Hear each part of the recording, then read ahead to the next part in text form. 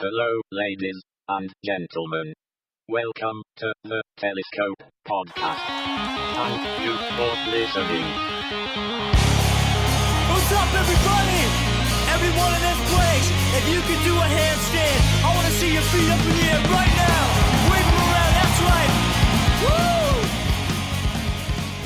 Hello, welcome to the Telescope Podcast. My name's Matthew Seipel Anderson. It's great to have you listening. Appreciate the download. This is the podcast where we look at culture through the spyglass of faith. And today I've kind of got a wacky combination. I'm going to talk a little bit about terrorism. I'm going to talk a little bit about Star Trek and see where we end up.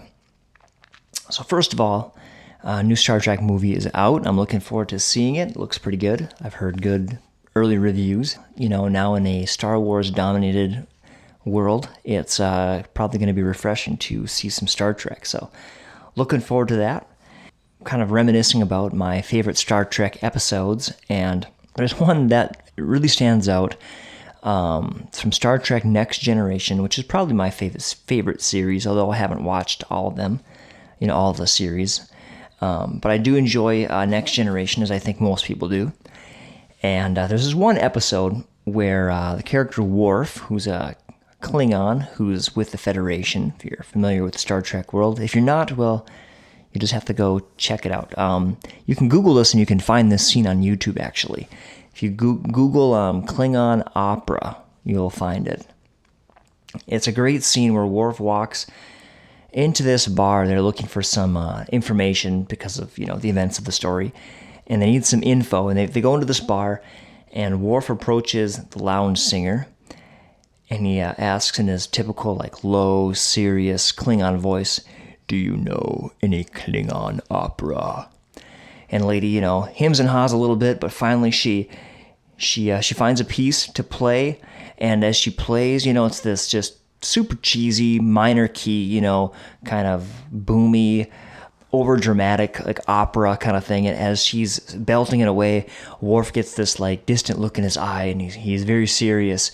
And all of a sudden he just breaks into song spontaneously, and it's just pure Star Trek magic, especially because the guy who plays Worf apparently can't sing that well. So it's a beautiful thing to see a guy in a full latex alien mask singing opera. So if you're out there and you're not really a Star Trek fan, you ever wonder why people love Star Trek so much? I've got two friends who went and saw the new movie. At the end of the movie, apparently, the new cast reads through that, that traditional opening that all the Star Trek shows have. Space, the final frontier. These are the voyages of the Star Trek Enterprise. Blah, blah, blah, blah, blah. Boldly go, or no one has gone before, and all that. Well, they include that in this new film, which I think is really cool. And so my one friend is sitting there, and he looks over, and he sees my other friend, and she's silently speaking, following along with this Star Trek pledge. It's almost like the Pledge of Allegiance, and that was just too much for him. He thought that was just crazy, but she's a big fan, so what can you say? That is truly Star Trek love. I'll tell you a few reasons. If you're not a Star Trek fan, maybe you don't get it, but here's a few reasons people do love Trek. Number one, they do have great characters, and that the characters develop over the course of the show, because the shows are such sprawling shows, over years and years and years. So that's a really cool thing. The other reason people love Star Trek is for the amazing latex monster suits, which are all sorts of cheesy and all sorts of awesome and bring a lot of joy to my heart when I see them on screen. I'll tell you what, one reason people don't like Star Trek, they don't like Star Trek for the fight scenes, because the fight scenes in all the TV shows are terrible. But it's just part of the cheesy charm, I guess. Anyway, and the other reason people love Star Trek is the thoughtful social commentary and philosophical, the philosophy behind Star Trek. It's a show that actually does tackle a lot of pretty serious issues, even in the Next Generation series. Just off the top of my head, I can think of issues of faith and religion. They tackle issues of race divisions, class divisions. They had this one episode where there was a race of people who would do assisted suicide, ritualistic assisted suicide at age 60. And it was really interesting, and that just sounds terrible, and you're probably thinking, what? That's awful. But, the show actually brought out both sides of the issue in a way that really made you think. And so that's why people love Star Trek. It actually goes deeper than just little, misadventures in space and shooting people with a gun that looks like a remote control and Klingons and Vulcans and all that kind of stuff. It actually gets deep. And the creator, Gene Roddenberry, I think that's how you say his name, he really purposefully wanted to use Star Trek as a vehicle to cast his vision of the future, especially in Star Trek The Next Generation. He of course, was the original creator. Then he was a big part of resurrecting the Next Generation, or resurrecting Star Trek in the Next Generation series. And one consistent aspect of the Star Trek philosophy that's caught on in pop culture and is really catching on in general in the Western world is that mankind must break away from religion and faith and replace it with science.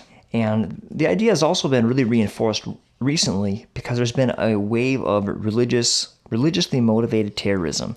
Think of the shooting in the Florida nightclub, the guy who ran over people in Nice, France, and a priest who had his throat slit, and a nun uses a human shield, and all kinds of terrible things. Now, do some religious schools of thought encourage terrorism? Yes, without a doubt. They explicitly encourage terrorism. So I'm not going to go into that today, but they do. Would the eradication of religion end war and terrorism?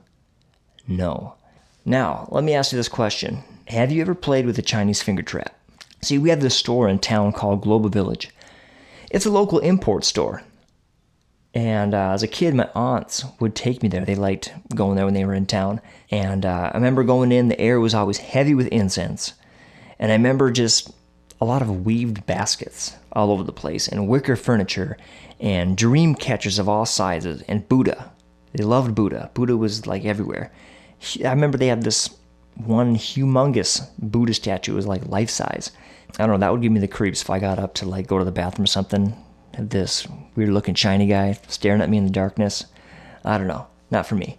Anyway, I also remember the women who worked there, and it was women, and it stick on my mind. Maybe there were men, but they didn't stick in my mind.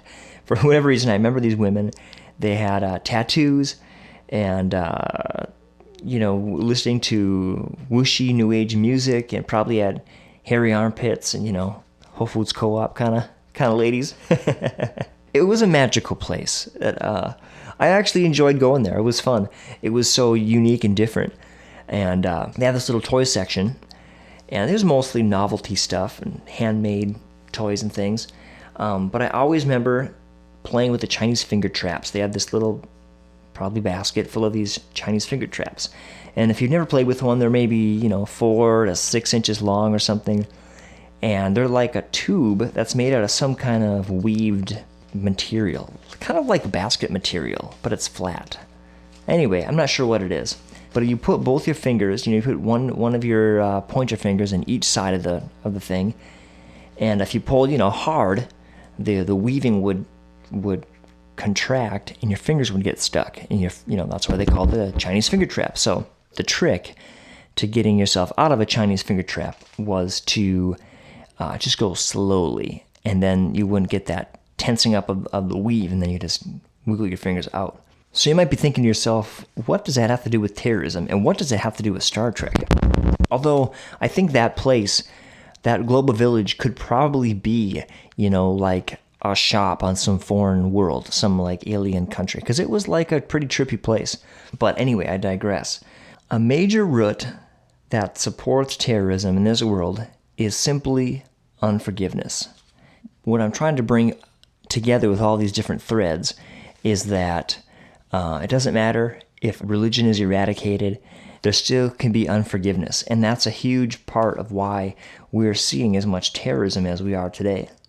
There's a great podcast called Let My People Think, and Ravi Zacharias is the host, and he has this great line where he says that basically all the turmoil in the Middle East is just the natural outworking of unforgiveness. You don't have to say, I do understand that things are not that simple, that if everybody could just forgive, it would make everything better. There are a lot of factors especially in the Middle East, that push people to commit hateful acts of violence. But unforgiveness is a major part, and it's something that's within our control, and that's one of my takeaways today. Jesus taught that murder really begins in the heart. The flawed human heart is where the dark seeds of hate grow, regardless of your religious persuasion. Now, Martin Luther King Jr. understood this really well. When I was in my undergrad years, I took African American history, and we spent a lot of time talking about him versus Malcolm X. Martin Luther King and Malcolm X's day, there was so much anger in the African American community, and rightly so. And if King had chose a path like Malcolm X did, if he had tapped into that anger, would we have a black president today? I don't think so. I think because Martin Luther King took the high road of forgiveness and self-sacrificed, he flexed the muscle of human dignity, and it pricked the conscience and won the hearts of white America. Now, there's another situation in the Middle East where you see the opposite happened. Have you ever heard of the conflict between the Shia and the Sunni Muslims? It goes all the way back to a disagreement between who should be Muhammad's successor. Blood was shed, and there was never reconciliation. And blood is still being shed. See, it's all about unforgiveness. Unforgiveness is a Chinese finger trap. The more you pull and rage, the tighter the trap gets. As humans, it's so easy to blame outside factors for our problems. For terrorism, we blame colonialism, Western imperialism, and religion. For the recent race-based violence, and you could even call it terrorism, we blame the dark history of the United States. We blame divisive politicians. We blame police brutality. I want to say, let's stop blaming outside factors, which are out of our control, and look at our own hearts. Unforgiveness is at the heart of the conflicts between the Sunni and the Shiite Muslims, between the Muslims and the Jews. And yes, there are other factors, but unforgiveness is a major one. In the USA, the forgiveness espoused by Martin Luther King Jr. allowed us to avoid the fate of the Middle East. We went from enslaving black people to exalting a black man to the presidency. Think of this. If the USA is still the most powerful nation on the planet, that means that the most powerful man on earth is a black man. Now, I'm opposed to Obama politically, but I am extremely proud that our nation did that. The USA is a great nation. And it breaks my heart to see racial tensions arising and violence breaking out at the moment we should be celebrating our victory over hate and over our dark past. Right now, I would love to point my finger at those people and factors responsible for what I see as the USA stumbling right before the finish line, but I won't. Because finger pointing does not accomplish anything. That's how our fingers get stuck in the Chinese finger trap of unforgiveness. Today, look at your own heart. Are you refusing to forgive someone? You're probably in the right. The person you are angry with probably does not deserve your forgiveness. But you do. You deserve to be free of the burden. You deserve to let it go and to be free. Jesus was a victim of race violence. Think about it. He was taken into custody by Roman officers. They took him into custody and behind closed doors, they beat him up, they put a robe on him and knelt down to him mockingly. They hit him with a rod. They put a crown of thorns on his head. Again, mockingly, they spit on him. He was completely mistreated. He was wrongfully accused, and he died. He was killed brutally in the worst possible way on a cross. Jesus said, "Father, forgive them, for they don't know what they're doing." It was so powerful. Christianity has such a powerful theme of forgiveness. If you're dealing with unforgiveness, you need to forgive. You need to let it go. Ask God to help you, and He will. He's been there. He's been where you are today, with every right to hold a grudge, with every right to not forgive, but He forgave, and that's His example for us. And today, maybe we can't change the world, but we can change our world by forgiving, and that's how changing the world starts. Thanks for listening. This has been the Telescope Podcast. My name is Matthew Seipel Anderson. The Telescope Podcast is on Facebook. Just look up the Telescope Podcast. I'm on Twitter, MSA_music. And I'm going to leave you today on a happy note. I also do music and I do music at my church. That's part of my job, and I also just, write songs and stuff. And so I've got a new album coming out. It's called Barker's Island Vibes, and I'll talk about it more on other podcasts. But I'm gonna put one of the tracks on here to end out the podcast. So hope you enjoy it. This is a song called "You Can Have It All."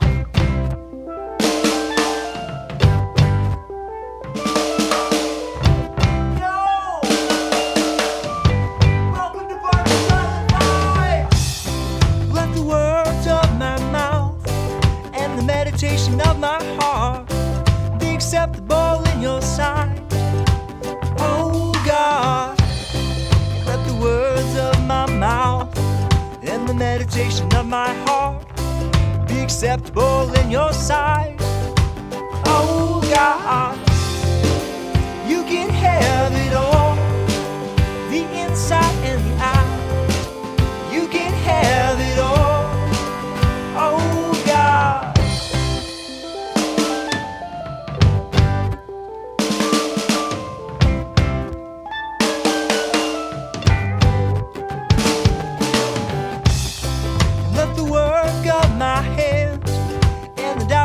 Of my feet be pleasing in your sight. Oh God, let the work of my hands and the direction of my feet be pleasing in your sight.